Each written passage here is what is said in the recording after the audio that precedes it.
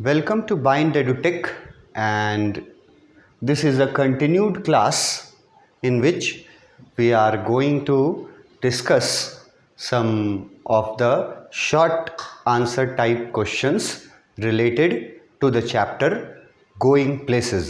हम लोगों ने दो क्वेश्चंस देखे थे, जिसमें से एक पूछा था कि दोनों लड़कियों के लिए क्या तय किया गया था स्कूल से निकलने के बाद, कौन सा काम तय किया गया था, और एक क्वेश्चन पूछा था कि सोफ़ी के पास अपने फैंटेसी को पूरा करने के लिए कौन कौन से ऑप्शंस थे ड्रीम में उसके, वो सेकंड क्वेश्चन पूछा गया। थर्ड क्वेश्चन में हम लोग को आना है। थर्ड क्वेश्चन है उस जगह से जब सोफ़ी जॉफ को, अपने बड़े भाई जॉफ को उसके रूम में जा कर के बताती है, डैनी कैसे से मिलने वाला बात, झूठी बात बताती है जॉफ का अटेंशन और उसका भरोसा जीतने के लिए कि हम सिर्फ सीक्रेट अपना तुमसे शेयर करते हैं, तो वो उसको बताती है। उस बीच उसके फादर भी आ जाते हैं उस रूम में। फादर आते हैं, है ना, टीवी स्विच ऑन करते हैं। फिर डेरेक के जूते के बारे में बताया गया था कि जूता पड़ा हुआ था चेयर पे, उसको उठा के सोफ़ा पे फेंक देते हैं। फिर एक नॉइज़ निकालते हुए कुर्सी पे बैठ जाते हैं। बैठ के जब वो टेलीविज़न देख रहे होते हैं तब जॉफ जो है वो उनको सोफ़ी द्वारा बताई गई बात बोल देता है सामने ही। सोफ़ी भी वहीं बैठी है, जॉफ भी वहीं है और फादर भी वहीं है। फादर टीवी देख रहे हैं। सोफ़ी एक्सपेक्ट नहीं की थी, SoFi was on the table, लिखा हुआ है बुक में कि वो टेबल पे बैठी हुई थी। सोफ़ी के लिए ये एक्सपेक्टेड नहीं था।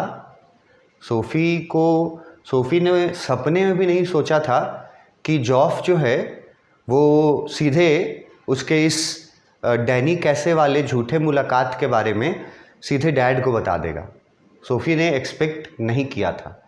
तो जब जॉफ ने बता दिया डैड को, सडनली, अनएक्सपेक्टेड था सोफ़ी के लिए, तो सोफ़ी जिस जगह पे बैठी थी वो वहाँ पे बैठे बैठे थोड़ा कांप जाती है।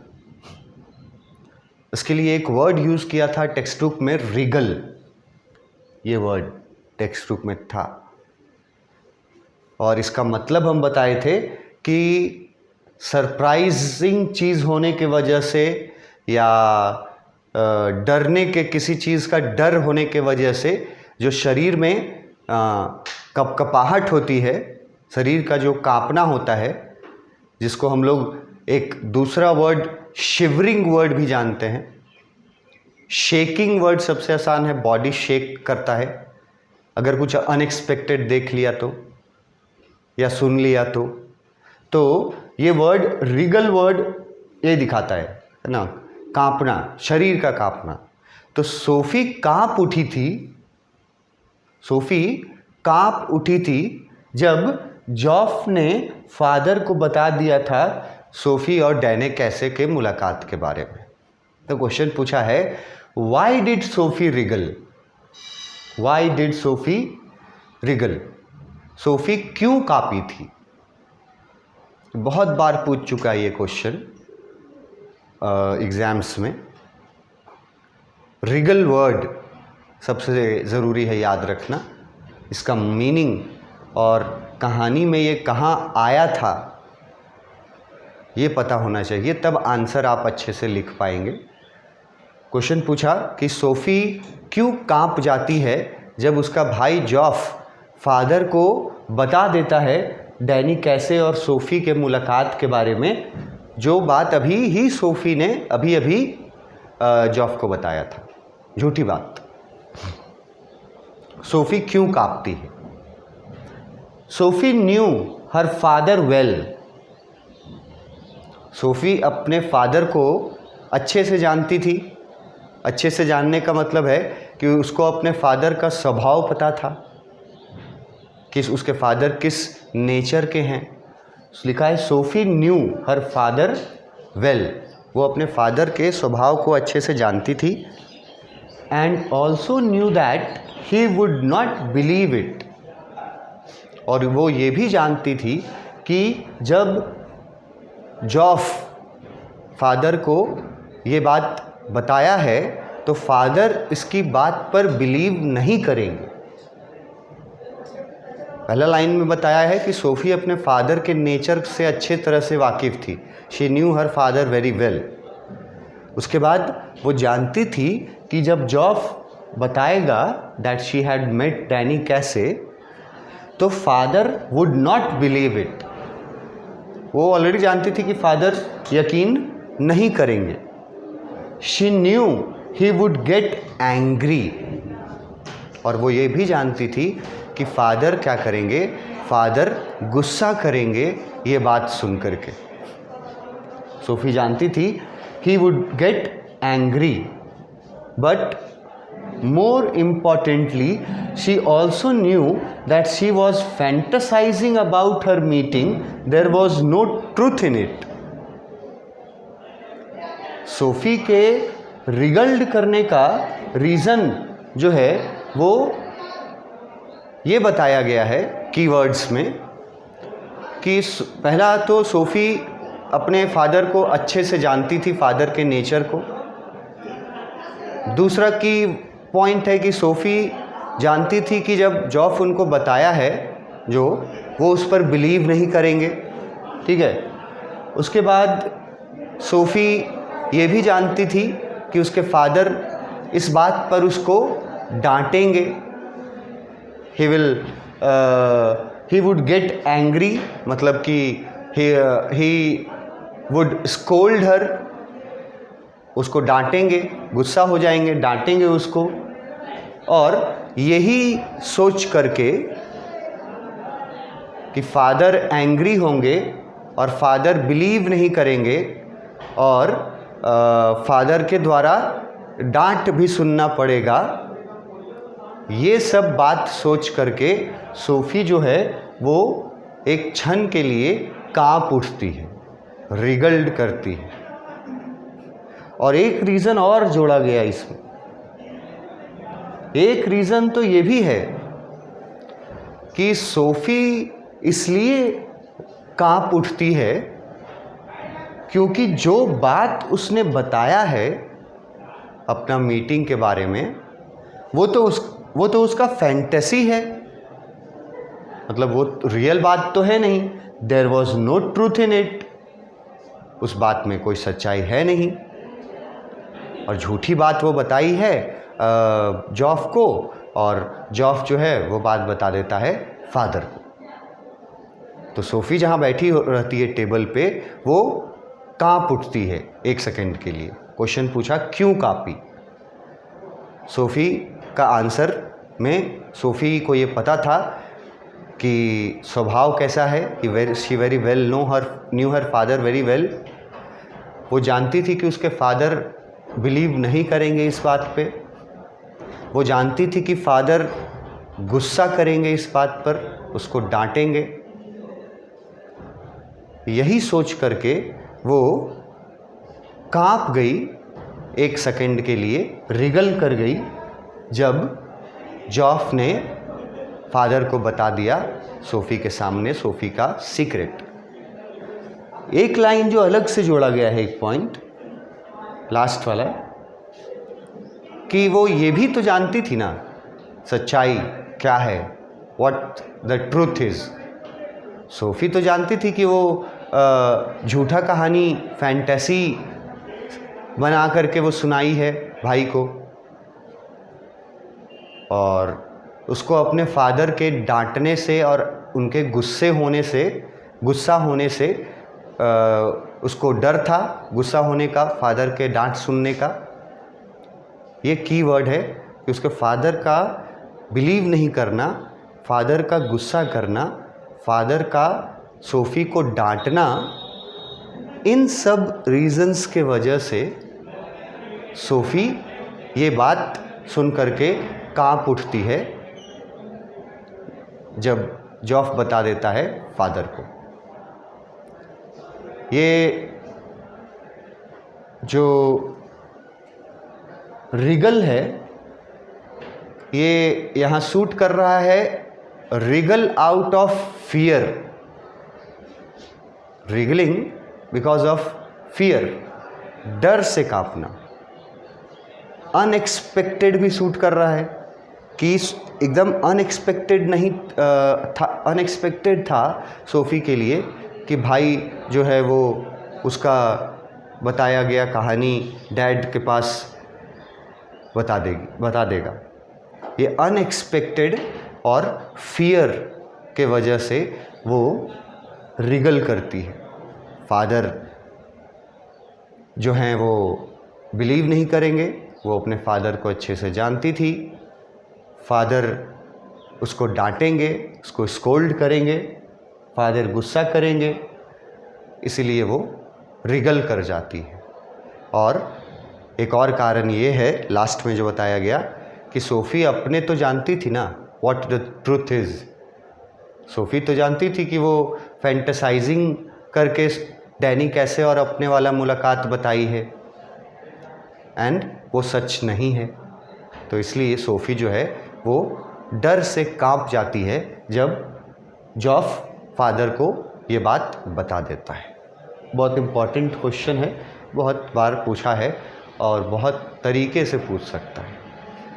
जैसे इसी क्वेश्चन को पूछ देगा कि जॉफ जब फादर को सोफ़ी का सीक्रेट रिवील कर देता है फादर के सामने, तो सोफ़ी पर क्या रिएक्शन होता है? How did she react? क्या रिएक्शन होता है उसका? क्वेश्चन ये पूछ देगा तो आप रिएक्शन को एक वर्ड में यहाँ बताइएगा कि वो रिगल कर जाती है, वो डर से कांप उठती है, और फिर यही आंसर रहेगा। क्वेश्चन का तरीका थोड़ा सा अलग हो सकता है, बट आंसर में जो कीवर्ड्स हैं वो आपके लिए हेल्पफुल हैं। तो ये हमारा थर्ड क्वेश्चन था कि सोफ़ी क्यों कांपती है, डर से कांप जाती है। फादर के गुस्से का डर है, फादर के डांट सुनने का डर है, और क्योंकि वो झूठा कहानी बताई थी, इसीलिए ये सारे डर उसको लग रहे हैं, इसीलिए वो डर से कांप उठती है। नेक्स्ट क्वेश्चन में आते हैं, क्या जॉफ को does जॉफ believe what SoFi says about her meeting with Danny Casey?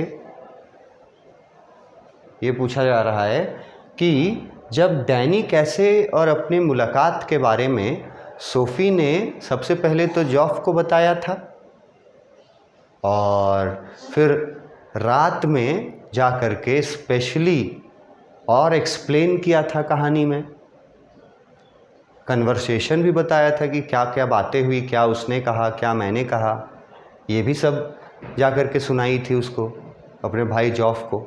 तो क्वेश्चन पूछा है कि फाइनली क्या जॉफ को सोफ़ी के इस बात पर यकीन हुआ कि सोफ़ी सचमुच में डैनी कैसे से मिली है? तो जो लोग चैप्टर पढ़े हैं वो लोग आसानी से जवाब इसका समझ सकते हैं कि Joff was never ready to accept the fact that Sophie had said. Sophie जो बोली थी डैनी कैसे के बारे में, अपने मुलाकात के बारे में, जॉफ जो था वो बिल्कुल भी विश्वास नहीं करता था। एक होता है ना विश्वास नहीं करना, उससे भी एक लेवल ऊपर चल जाओ, जिसको हम लोग बोल चाल के भाषा में बोलते हैं रत्ती भर भी विश्वास नहीं होना। मतलब कि जॉफ को जितना भी चीज़ वो बता दी, कन्विंस करने की कोशिश की, लेकिन जॉफ बिल्कुल बिलीव नहीं किया था सोफ़ी की इस कहानी पर। आंसर में लिखा है जॉफ एक्सप्रेस्ड डिसबिलीफ मतलब नहीं बिलीव किया when Sophie told him that she had met Danny Casey. ठीक है, जो जॉफ था उसका एक लाइन में ही आंसर मिल गया यहाँ पे क्वेश्चन का कि जॉफ जो है वो बिलीव नहीं करता है सोफ़ी के इस बात से कि वो डैनी कैसे से मिली थी। लेकिन अगर क्वेश्चन 2 नंबर के लिए या 3 नंबर के लिए पूछा है तो थोड़ा और क्वेश्चन आंसर को अपना इलैबोरेट करना पड़ेगा। तो फर्स्ट लाइन में ये बता दिए कि disbelief expressed his disbelief, he did not believe at all, he just looked around abruptly and asked her casually where she had met. अब जब ये बता रहा है कि वो सोफ़ी के तरफ देखा था मुड़ करके एब्रप्टली, ठीक है, और एब्रप्टली यहाँ दिखाता है कि बात यकीन करने लायक नहीं थी, इसीलिए एब्रप्टली मूवमेंट हुआ था उसका। ऐसा एब्रप्ट हम लोग मूवमेंट तभी करते हैं जब कोई ऐसी बात हो जाए जो विश्वास करने लायक ना हो, अविश्वसनीय बातों पर। तो डैनी कैसे जो है वो एब्रप्टली जो है वो घूमता है अपनी सिस्टर की तरफ और पूछता है उससे, कैजुअली पूछता है कहाँ मिली थी, where she had met him. जब उसको सोफ़ी बताती है she had met him in the arcade, arcade के पास वो मिली थी, he said it was not true. Sophie का पूरा स्टोरी सुनने के बाद कि कहाँ मिली थी ना, कैसे मिली थी, क्या क्या बातें हुई, ये भी स्टोरी सुनने के बाद जॉफ कन्विंस बिल्कुल नहीं होता है और वो बोलता है that it is not true, कि तुम जो बोल रही हो वो सच नहीं है, और रिपीट करता है आई डोंट बिलीव इट, कि मुझे तुम्हारी बात पर विश्वास नहीं है। He went on to ask her what he looked like. वो उससे सोफ़ी से ये भी पूछा था सवाल कि अच्छा ये बताओ डैनी कैसे दिखता कैसा है, ये पूछा था ना। तो वो लिखा है he went on to ask her what he looked like and did not seem to be convinced by her answer. और सोफ़ी से वो पूछता है कि डैनी कैसे दिखता कैसा है, तो उसका जो जवाब देती है सोफ़ी, उस जवाब को सुन करके भी he did not seem to be convinced, मतलब कि वो बिलीव नहीं करता है सोफ़ी की डैनी कैसे वाले मुलाकात की बात को किसी भी तरीके से। एक और एग्जाम्पल आप दे सकते हैं, यहाँ नहीं लिखा हुआ है, चैप्टर के थ्रू जो लोग गए होंगे वो लोग एक सेंटेंस था जब सोफ़ी रात के समय जा कर के जॉफ को पूरा कन्विंस करती है कि प्लीज़ जॉफ किसी को मत बताना ये बात, डैड वुड मर्डर मी। फिर वो बताती है कि मैंने बात किया था पहले, और ये सब पूरा कहानी बताती है। उसके बाद लास्ट में पूछती है कि जॉफ क्या तुमको अभी भी भरोसा नहीं है मेरे कहानी पर। तो जॉफ उसका जो एक आंसर देता है वो लाइन भी सबसे परफेक्टली इस बात का जवाब दे देता है कि जॉफ यकीन करता था या नहीं। वो जो आंसर था जॉफ का, अपना जैकेट उठाता है, जैकेट पहनता है और वहाँ से निकलते हुए आंसर देता है, और आंसर में ये बोलता है कि it is the most unlikeliest thing I ever heard. ये उसका कोट था, most unlikeliest thing that I ever heard. इसका मतलब निकलता है कि जॉफ जाते जाते ये बोला था कि तुम्हारा जो डैनी कैसे से मुलाकात के बारे में जो स्टोरी है ना, वो उन सारे कहानियों में से सबसे ज़्यादा इम्पॉसिबल है। मतलब ये सब इम्पॉसिबल में भी सबसे ज़्यादा इम्पॉसिबल है।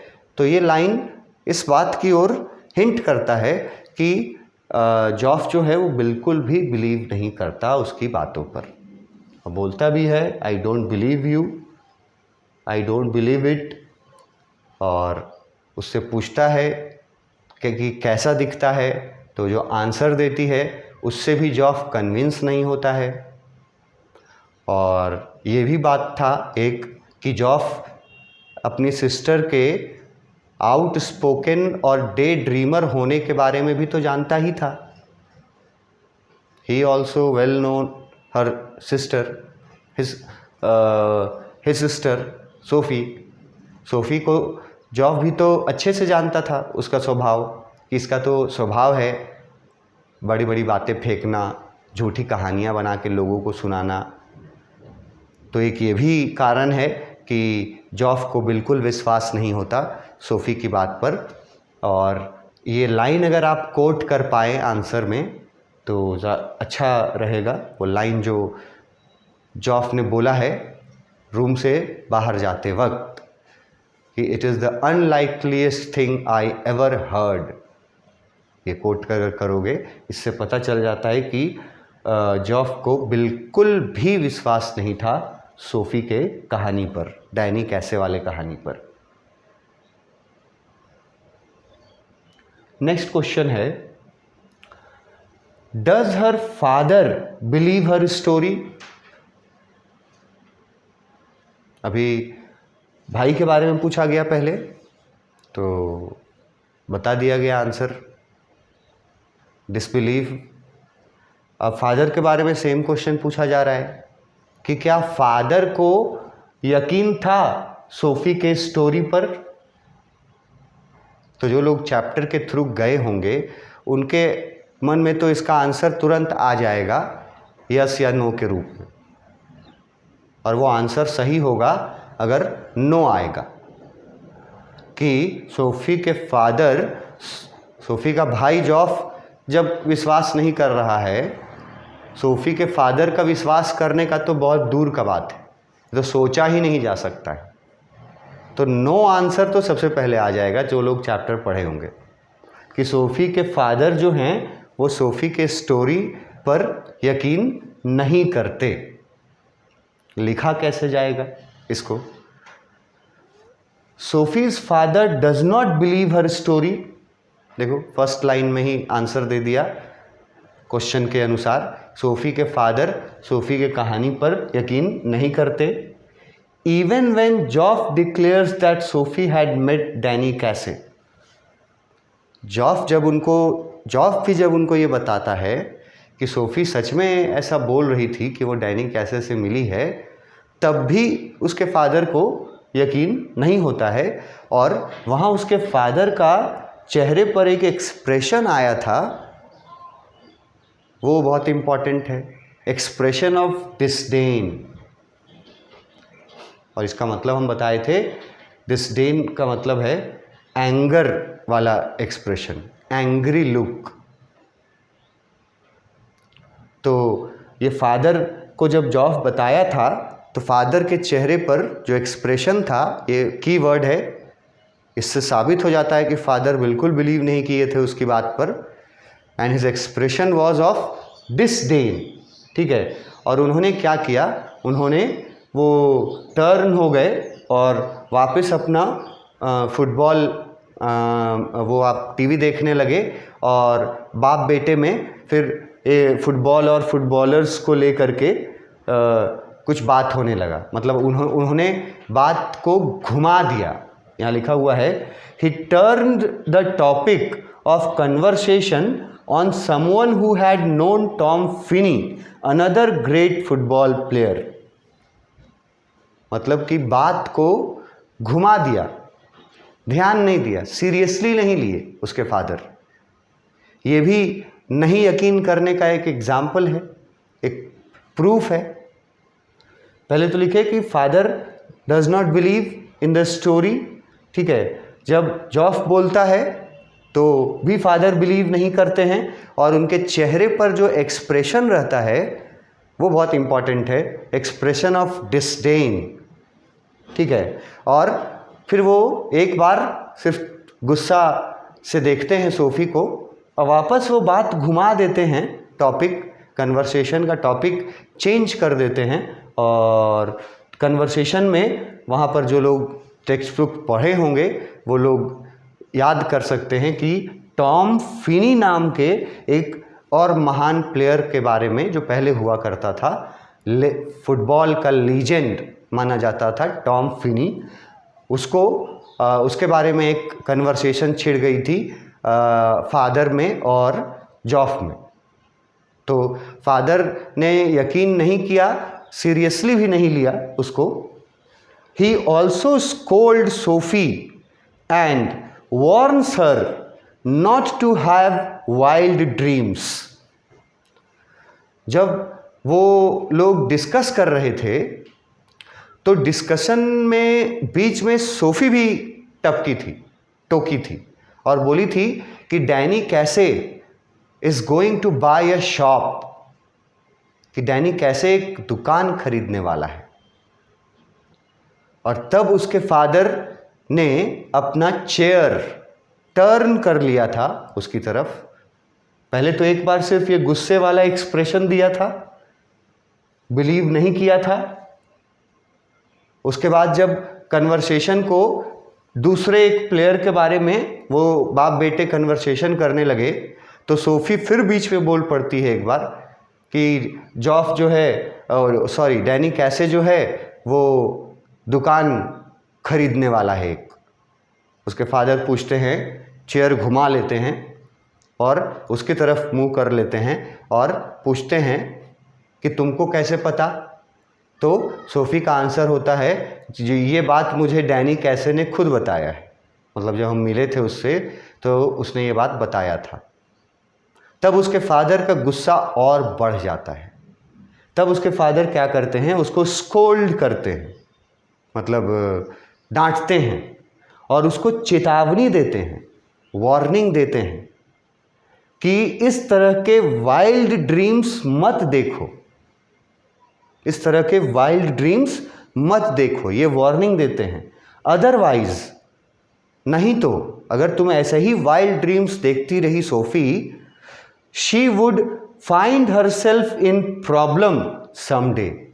तो किसी दिन अपने इस वाइल्ड ड्रीम के वजह से सोफी किसी मुसीबत में पड़ जाएगी, ये चेतावनी उसके फादर उसको देते। क्वेश्चन पूछा था कि क्या फादर विश्वास करते हैं, तो विश्वास तो करते नहीं, उसकी बात को तो पहले लाइटली लेते हैं, लेकिन जब फिर से वो प्रूव करना चाहती है कि मैं मिली थी, तब फादर टर्न करके और बोलते हैं उसको, पहले तो स्कोल्ड करते हैं, डांटते हैं, और फिर उसको चेतावनी देते हैं कि इस तरह के वाइल्ड ड्रीम्स देखना बंद करो, नहीं तो किसी दिन तुम इनके चक्कर में किसी बड़ी मुसीबत में फंस जाओगी। ये वार्निंग देते हैं उसके फादर। ये इसका आंसर था, उसके फादर का क्या ये था। इसके आगे हम लोग कंटिन्यू करेंगे अपने नेक्स्ट क्लास में। Thank you.